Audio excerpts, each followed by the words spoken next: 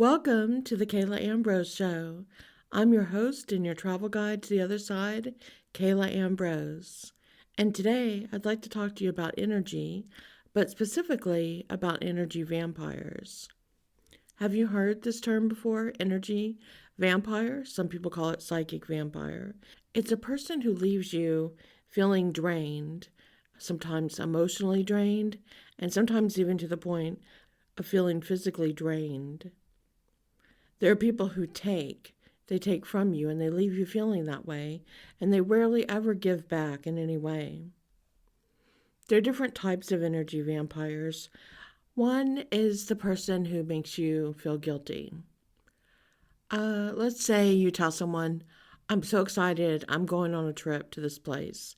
You call your person and tell them that. And they say, oh, that must be nice. I never get to go anywhere. Or they say, oh, you never come to see me where I live. Now, maybe that's true. Maybe you have never gone to see them. Maybe they have a point. But if they say this about all the news you share all the time, that will tip you off that person might be an energy vampire.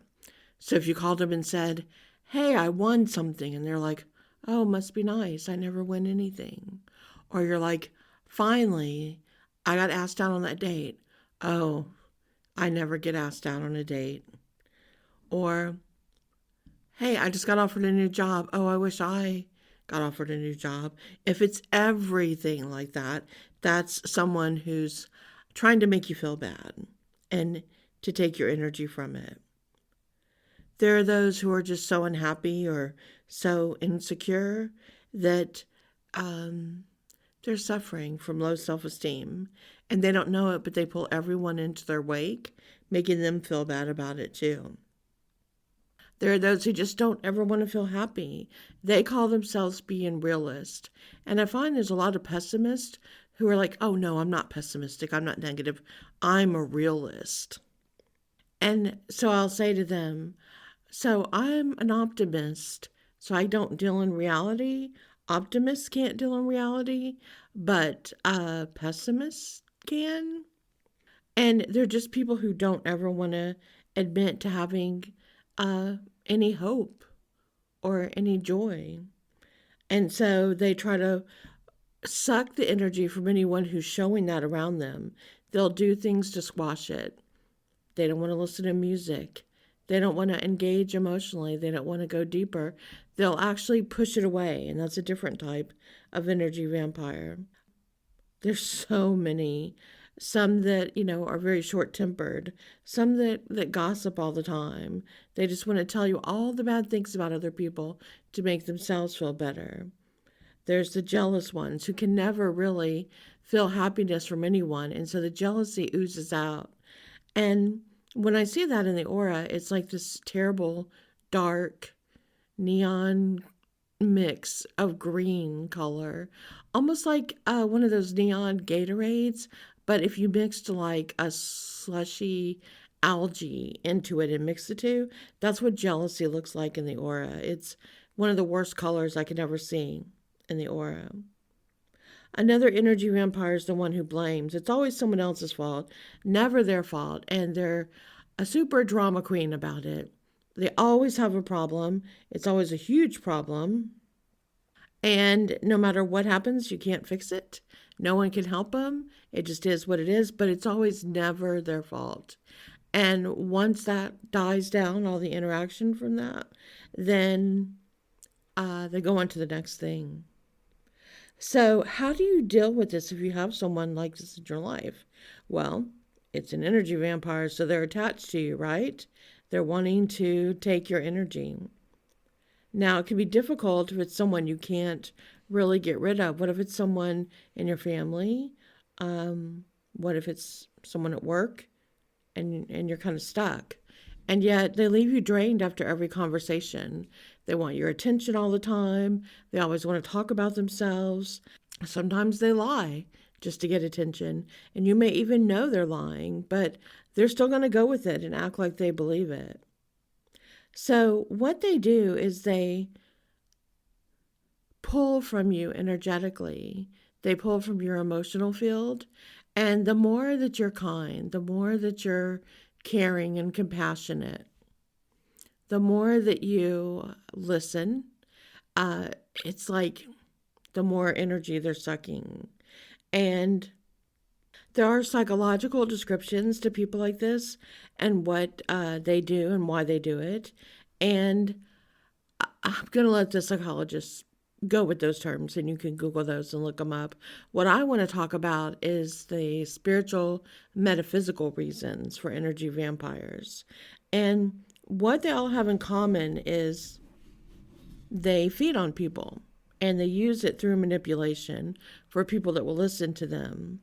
And so, one of the people that are always a target are empaths. So, if you're an empath and you're even more compassionate and caring, you're really a target for these type of people because they know you're not going to turn them away. They know you're really going to be open and listening. So you really have to watch that you don't attract that in a relationship in your life, whether it's a friendship or a love relationship, because it can be very damaging for you. And they're especially drawn to those type of people or anyone who's super loving and caring. So what they do energetically, and again, I'm talking about this from the metaphysical standpoint, is as your energy changes in your aura, as you open up and you listen and you become connected with that person, they have cords of energy that extend from their aura, just like you have cords of energy that extend from your aura. And I talk about this in my book, The Awakened Aura, and in my course, The Aura School. And each person that you connect with, little cords come out from you and reach out to connect the other person in their energy field. And this is how we share energy and communicate with each other and get to know a person.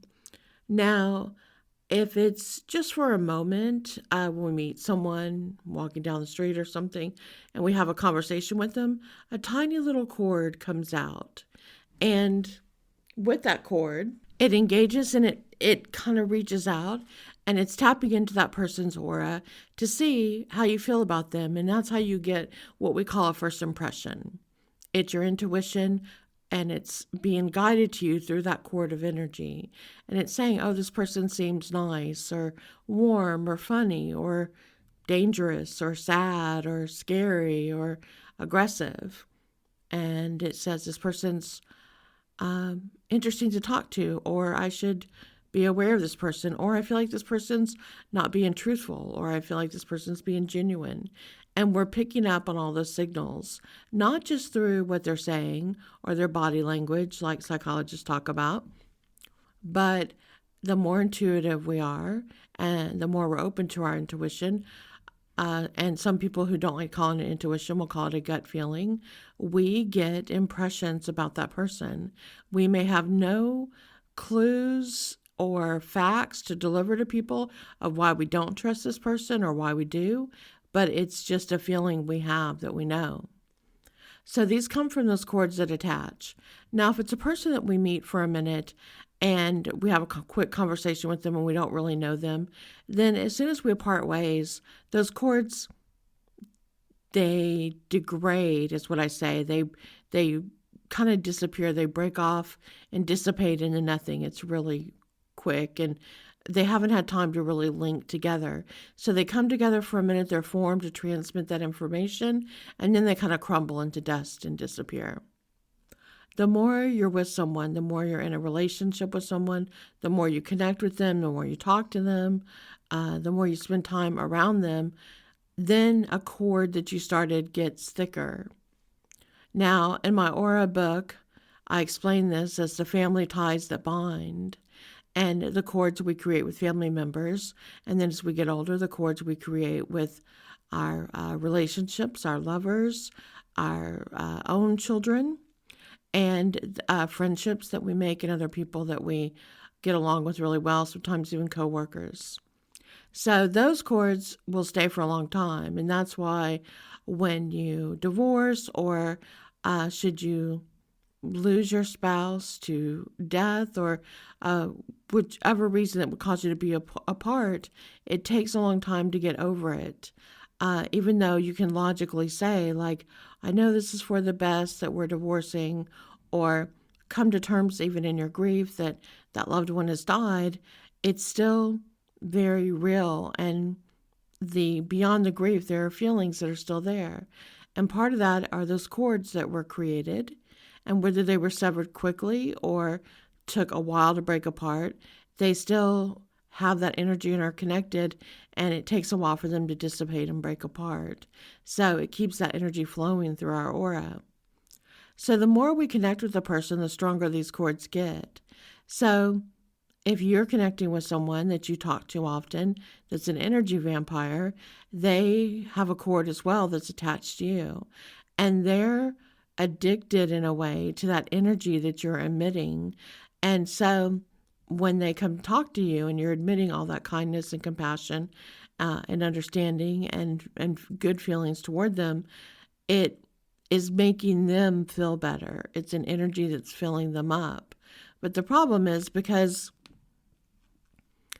they're pulling so much energy out of that constantly from you with one problem to the next, to the next, to the next, and having you think about them and engage a lot in conversation with them, that it's sucking too much of your energy where yours starts to dry up and you can't replenish. So to explain this really, we have to understand the aura, that your aura replenishes on a daily basis when it's healthy.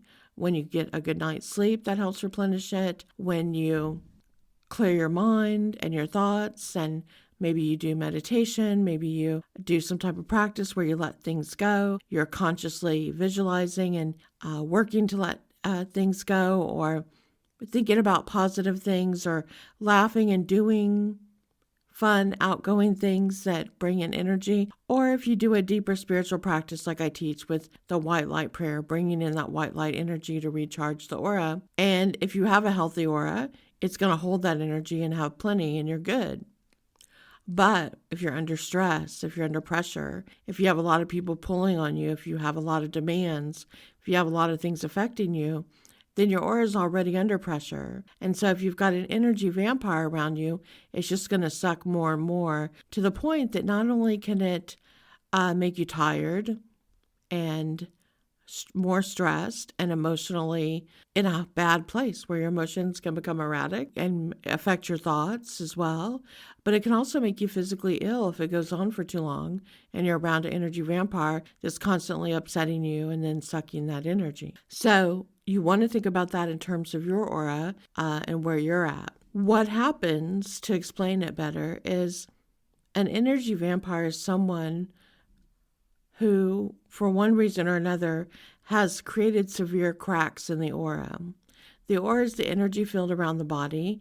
It's kind of like an oval egg shape around us. And the field of the aura, the energy field, is pliable, meaning you can push on it and it feels kind of fluid. And it's malleable. You can kind of push it and it expands, or you can contract it in. But it does have a base to it, and it is whole. But if your aura gets too dry, if you close your emotions too much, your aura gets dry and brittle, and it cracks. Or if it gets too mushy from too much emotion, it can get mushy and then have leaks in it as well. So you don't want it to go either way too far. And when you do one way or the other, then you have those cracks, and so you're leaking energy all the time. So your aura doesn't have the full energy it needs to take care of the body and the mind and the spirit. And if you have cracks, it's hard to restore the aura by just sleeping. You have to do other things to really cleanse the aura and your energy fields in order for the aura to be restored. It can heal itself, but if you keep cracking it daily with things that are going on, and you don't change those things, then it's hard for it to heal. So if you've got someone with a cracked aura who isn't doing anything to heal it, they like living in drama, they always have the problems, they never deal with their jealousy, they never think about others, they're just thinking about themselves, and their woes constantly in that place, their aura is not going to heal. And so it's going to seek out people that it can draw energy from. And it's drawing that energy from your aura and sucking it into theirs, trying to build up enough energy for them to feel better and have the energy to go do other things they want to do. The problem is it never lasts because they have those cracks. So it's like pouring water into a pitcher that's cracked on the side. The water just pours back out on the other side. So you're not really accomplishing anything. Because of this, you don't ever want to send white light energy or to pour your energy into trying to help this person. What you're doing is sending more of your energy that's only helping them in the moment when they're complaining or they're in their emotional pull. And it gives them more energy to continue to do that because you cannot fix their cracks in their aura. They have to do this. And so you're just giving them energy to continue to feed. That's not helping them and it's not helping you. You can't heal an emotional energy vampire. You can't fix that. It has to come from within themselves. They need help of a different kind to deal with their problems and not be chronic victims or chronic complainers. And the people that do that have to heal that within themselves. So if you send them energy, you're just sending energy that's going to, like I said, give them energy to feed more. And that's the last thing you want to do. It's not good for you or them or for them to take it on others and to go feed on others. So with this information, do you recognize the energy vampire in your life? Maybe that's why you've pulled away from someone and they don't understand and they're angry about it. Maybe you recognize it in your family. Maybe it happened in your childhood and you didn't know what to do about it with that person. And so it's hard because you're a kind, loving, compassionate person, but you feel guilty that you don't want to spend time around this person. Maybe this is the reason why. And it takes a little discernment to see if that's the reason or not. But if you think about those things, if it's always every conversation with them, if nothing good is ever discussed, if they're not really happy for other people, but they tend instead to just get jealous of other people's good news, if you start seeing all of those warning signs, then you may be dealing with an energy vampire. So if you are, what do you do? Well, if it's someone that you're not deeply involved with, and it's possible, then you might want to eliminate them out of your life so that you don't have to deal with that if it's someone you don't have to. If it's someone in your life, it's a coworker and you're going to continue to work at that place and be around them, then, or someone in your family, and that's just who they are, then what you do is you take steps to protect yourself. Starting with you limit the amount of exposure you have to them and you make sure to set it into finite times. So if you have to work with this coworker on something, you agree, okay, I can meet with you for 30 minutes about this. And you keep to that time. And then if they're like, well, let's go to lunch and discuss more, you have something else that you have to get done, you have to do. And so you stick to the facts right away. You eliminate the other conversation and you just get the information you need as fast as possible and to go to work on it. If it's a family member in the same way and you need to keep a relationship with them, but they want to call you all the time to complain about their problems or see you, then again, you limit the time. Sure, I have time for a phone call, but only for 15 minutes because I've got something else to do. And so you limit the amount of time and you have a fail-safe. You have a reason to go for something else. So what you're doing in this case is setting boundaries and you'll figure out what works best for you. Maybe going and meeting them somewhere is better than having them come back to your home where you can't get them to leave. So have set times where you know you can spend this amount of time and that's it. Maybe you go to lunch so you know there's a beginning and end and I've got to get back to work or I've got to go. So you can also pull back of what you're giving. Now that you've recognized that this is an energy vampire, realize that you may have been too good of a listener, too compassionate, too much giving them what they want. So pull back from that. Don't give as much energy. Don't listen as much. Don't engage with them in the same way. In fact, you might want to turn the tables and give it back to them. Oh, I'd love, to hear that, more about that, but I'm tired, or I just, um I just don't have the bandwidth in me to hear that right now. I'm sorry. There's just too much. And so when you're not as open to listen and to give that energy back, you're going to be surprised, because they're not going to say, "Oh my goodness, what's wrong with you? Let's talk about you. What are you feeling? Are you hurting?" No, they're going to be like, "Oh, okay, I'll let you go. Okay, I'll talk to you later. Oh, okay, well, maybe we'll get together another time." They're pretty quickly going to go look for someone else to feed off of. They're not really interested in you and helping you. They're going to find someone else to go, to connect with, and to sap their energy.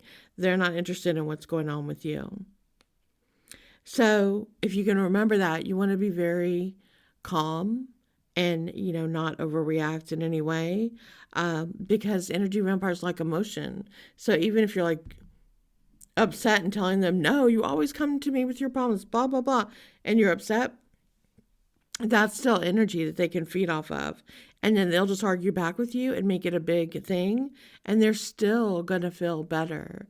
There are some energy vampires that feel better when they create arguments with their spouses, with their children, with their loved ones, with their family members. They create those arguments actually to get energy, because they're so depressed otherwise that they'll take any energy they can get, even if it's energy that's upsetting. They'll say it makes them feel more alive or connected. It's not good, but that's the place they're at, as energy vampires. Now, the thing is important, even though we're talking about this, is not to go around and start pointing fingers at everyone and saying they're an energy vampire.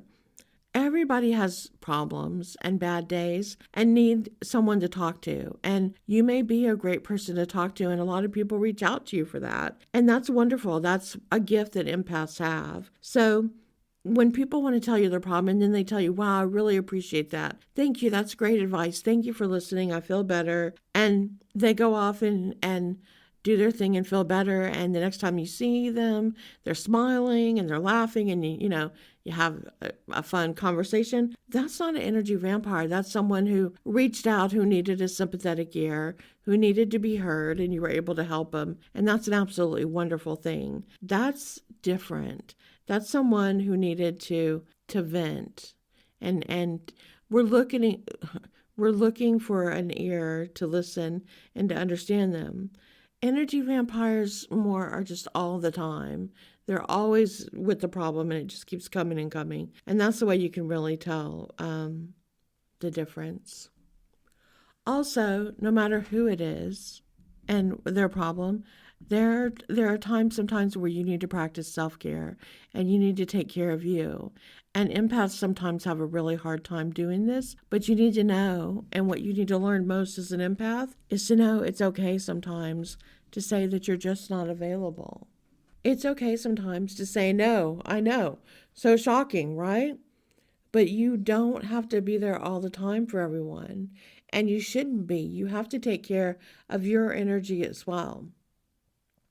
It's like the old adage that keeps getting repeated right now about when you're in the airplane and the oxygen mask drops down, you have to put on your oxygen mask first, take care of yourself before you could take care of your child or help anyone else.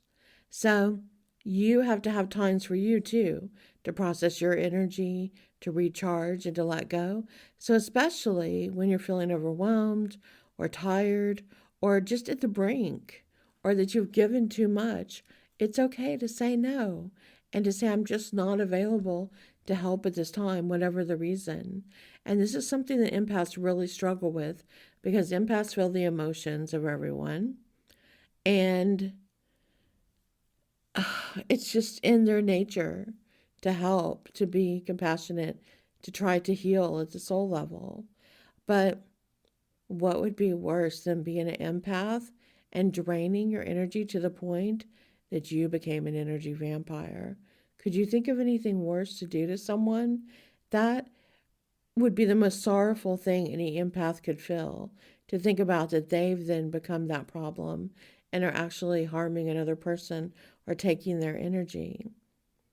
So, as an empath, you understand energy and the importance of it.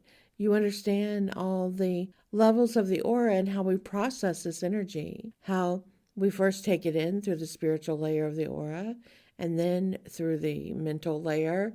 And we process it and we think about it. And then it's in the emotional layer where we're feeling all the feels and get going through those emotions, and then into the physical layer of the aura, where at that point it really begins to go. If it's in that layer, it's about to enter the physical body. And if it's not a good thing, it can lead to dis-ease, as we call it, in the body and lead to problems with that stress and emotion and energy pouring into the physical body. So we want to take care of ourselves before these things get to that level. And we definitely don't want to become emotional vampires trying to heal this in that way, becoming the thing that is actually the problem targeting us. So think about this. Try to determine if you have any energy vampires in your life at this time, if there are any that are holding on to you, pulling your energy, and what you can do about them. The first step is to really identify and make sure that's what they are. The second step is then to select from some of these strategies to see how you can either lessen your time with them or not give them as much emotion and energy, and where they pull away on their own. And to decide which way is going to work best for you with energy vampires. For more information about the aura and to really understand it, not just how energy leaks from the aura, but how cords in the auras connect, how these cords connect with each person you love and care for, or each person you communicate with, each person that you have sex with, each person that you enter into a dialogue, and to understand how these cords connect and how the different layers of the cord. You can check out 3 different things. You can check out my website, exploreyourspirit.com, and go to my blog, and I write some about auras on there. You can go to my YouTube channel at Kayla Ambrose and watch a couple of videos where I explain more about the aura. You can get my book, The Awakened Aura, which teaches in great detail everything you need to know about the aura and how it works, and how it can affect empaths as well. And you can also take Aura School, which is a 6-week online course that I have where I teach you how to not just understand the aura, but how to see the aura and then read the levels of the aura if you're psychic and understand what the colors and the shapes and the symbols in the aura mean, which is what I do when I read for clients. So I hope this information is helpful to you, that it will help you identify energy vampires and also to help you know what to do when you do encounter one or you have one in your life. As always, I love to hear from you. You can go to exploreyourspirit.com, reach out on the contact form there, and share your thoughts with me. Some comments and questions I will share in the future here on the show from people that want to know more about the topics that I discuss. Again, this is Kayla Ambrose, and you've been listening to The Kayla Ambrose Show, where I talk about spiritual, metaphysical, supernatural, paranormal, and psychic conversations. Stay tuned for much more.